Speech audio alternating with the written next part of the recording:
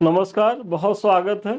और आज आप लोग का जो थंबनेल है कुछ बदला बदला सा लग रहा होगा, तो आप लोग को लग रहा होगा कि सर ये क्या लेकर के आए।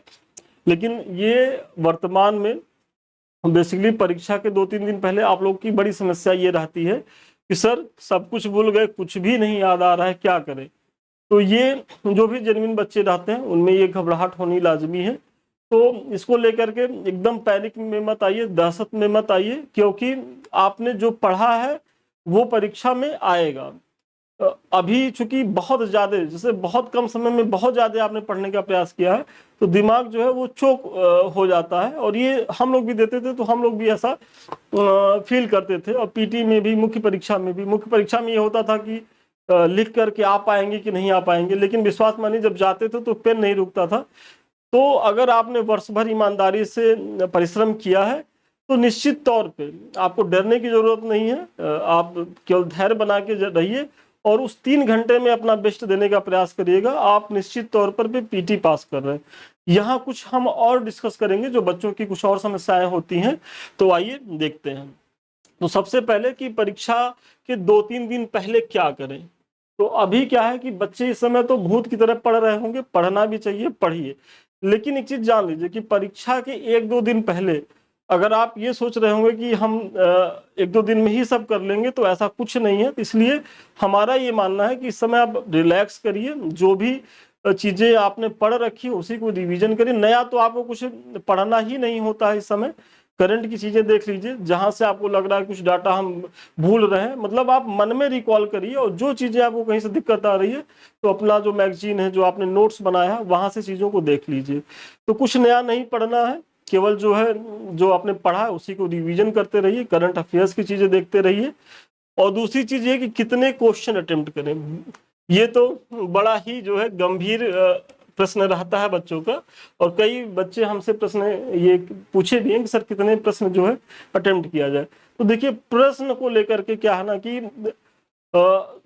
ये बेहतर होता है कि आप ज्यादा से ज्यादा जो है अटेम्प्ट करें, क्योंकि जब ज्यादा से ज्यादा अटेम्प्ट किए रहेंगे तो आपके जो है वो पास होने की संभावना बहुत ज्यादा रहेगी। अब सोचिए कि अगर आप 140 क्वेश्चन है जीएस का और 60 क्वेश्चन हिंदी है, मतलब 200 क्वेश्चन में आप जो है 120-30 क्वेश्चन कर ही रहे हैं। 130 क्वेश्चन, तो 130 क्वेश्चन तो करीब करीब मेरिट ही जाएगी। तो 130 क्वेश्चन में आप कुछ माइनस भी होंगे, ऐसा तो है नहीं कि 130 लगाया और 130 सही हो गया। तो आप ज्यादा से ज्यादा करिएगा। और बेसिकली क्या है ना कि जब तक आपको, मतलब 2 अटेम्प्ट तक तो एकदम खेलिएगा, और जहां तक आपको लगे तो आप ज्यादा से ज्यादा अटेम्प्ट करिए। क्योंकि अगर आप सीरियस है, आपने वर्ष भर पढ़ा है, तो माइनस मार्किंग से आपको नुकसान नहीं होगा।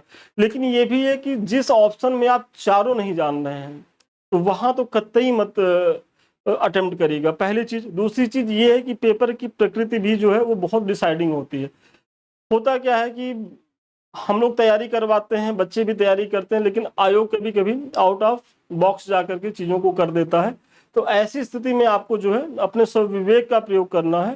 तब आप जो है, यदि आपको लग रहा है कि बहुत ज्यादा फैक्चुअल है, क्योंकि फैक्चुअल जब प्रश्न होते हैं ना तो वहां गलत होने की संभावना रहती है, तब वहां समझ जाइएगा। तो ऐसी स्थिति में डिसीजन हम आपके विवेक पे छोड़ेंगे, क्योंकि आप लोग खुद पीजी किए होंगे, एटलीस्ट ग्रेजुएट तो होंगे ही, और ग्रेजुएशन करके आए हैं। तो परीक्षा में जब आप बैठिएगा तो एक बार पेपर देखिएगा। और पेपर यदि आपको लगेगा कि बहुत ओल्ड टाइप का पूछा गया, बहुत फैक्चुअल है, तब वहां थोड़ा सा संभल के अटेम्प्ट करिएगा। लेकिन यदि लग रहा है कि नहीं ठीक है, कॉन्सेप्ट बेस है, चीजें आ रही हैं, तो ज्यादा से ज्यादा अटेम्प्ट करने का प्रयास करिएगा, पहली चीज। दूसरी चीज, परीक्षा हाल की क्या रणनीति होनी चाहिए। तो परीक्षा हाल में वही है कि भाई पीसफुल। सबसे पहले तो आप 3 घंटे का जो पेपर है एकदम धैर्य बना के बैठिएगा। क्योंकि अगर आप धैर्य खोए, होता क्या है कि जैसे सपोज करिए कि आपका साइंस अच्छा नहीं है और स्टार्टिंग के 2 पेज में साइंस के ही क्वेश्चन आ गए, तो आपके क्वेश्चन वो बनेंगे नहीं। आपको घबराहट होगी कि यार 15-20 क्वेश्चन अटेम्प्ट किए, इसमें 2-3 ही मुझे आ रहे हैं, हम तो लड़ाई से बाहर हो गए। ये सब एकदम नहीं सोचना है, क्योंकि उसके बाद हो सकता है कि आपका जो मजबूत पोर्शन हो, पॉलिटी हो, हिस्ट्री हो, ज्योग्राफी हो, वहां से आप करते जाएं। करंट अफेयर्स आप बहुत अच्छा कर लें, यूपी स्पेशल की चीजें कर लें अच्छा। तो एक दो पेज यदि आपका खराब जा रहा है तो उसको लेकर घबराना नहीं है, या ऐसा नहीं है कि अब नहीं हो रहा तो आप सब टिक लगा दीजिए, जनरली बच्चे करते हैं, तो ये भी नहीं करना। मतलब मेरा कहने का मतलब है कि परीक्षा के समय जो ये 3 घंटा है, एकदम कूल हो करके और बहुत ध्यान से प्रश्न पत्र पढ़ना है। और प्रश्न पत्र ध्यान से पढ़ने से आपका क्या होगा ना कि आप जो सिल्ली मिस्टेक कर जाते हैं, जैसे बहुत से बच्चे पेपर दे के आते हैं, उनका कहना होता है कि सर आ रहा था बस ध्यान से पेपर पढ़े नहीं और गलत हो गया। और हिंदी वाले पेपर में ये बहुत होता है।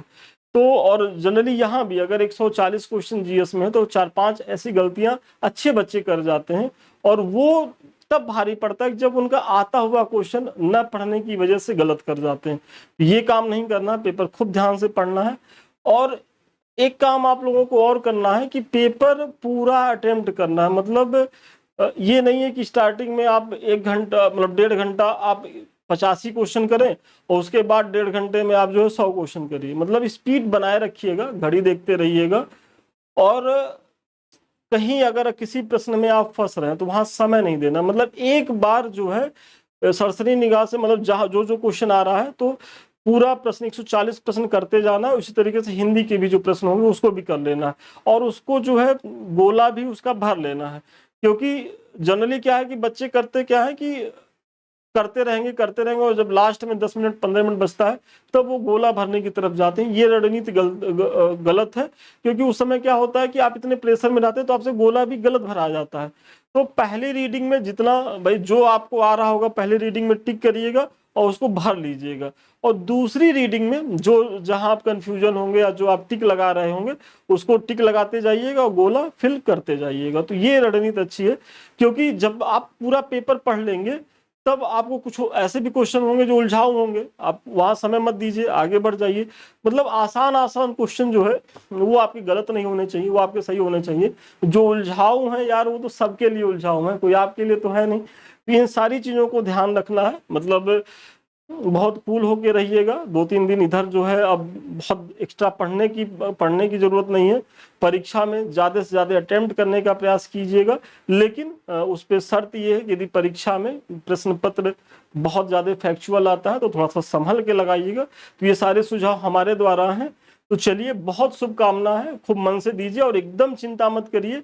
जो आपने वर्ष भर पढ़ा है विश्वास मानिए वो एकदम सब परीक्षा में आएगा। जैसे ही ऑप्शन दिखेगा वो ऑप्शन ही चमकने लगेगा। हमारे एक फ्रेंड थे, वो सेलेक्ट है, पीसीएस हैं, तो उनका ये कहना होता था कि संदीप जब हम पढ़ते थे तो जो भी ऑप्शन भले लगता था कि एग्जाम के पहले कि कुछ नहीं याद आ रहा, लेकिन जैसे ही आप जाते थे तो ऑप्शन चमकने लगता था और वो लगा देते थे। तो वो विश्वास मानिए आपके साथ भी वो चमकेगा। और एक चीज और करिएगा कि देखिए कभी कभी होता क्या ना कि बच्चे लास्ट में प्रश्न बदलते हैं। मतलब तो प्रश्न जब आप पहली बार लगाते हैं तो बहुत एक्यूरेसी रहती है उसके सही होने की। मतलब बहुत चांस रहता है कि वो आपका पहला जो प्रयास है उसी में सही हो जाए, लेकिन आप कंफ्यूज हो करके बदल देते हैं। तो जब तक आप पूरी तरीके से आश्वस्त ना हो जाए कि जो हम लगाए हैं ये गलत है ये सही है, तभी आप बदलें। नहीं तो प्रश्न जो एक बार टिक लगा दिए तो बदलिए मत, क्योंकि दोबारा जो है वो गलत होने के ही चांस ज्यादा रहते हैं। तो इसका भी ध्यान रखना। तो चलिए, परीक्षा के बाद पुनः मिलते हैं। बहुत शुभकामनाएं हैं आप लोगों को। All the best. Thank you so much.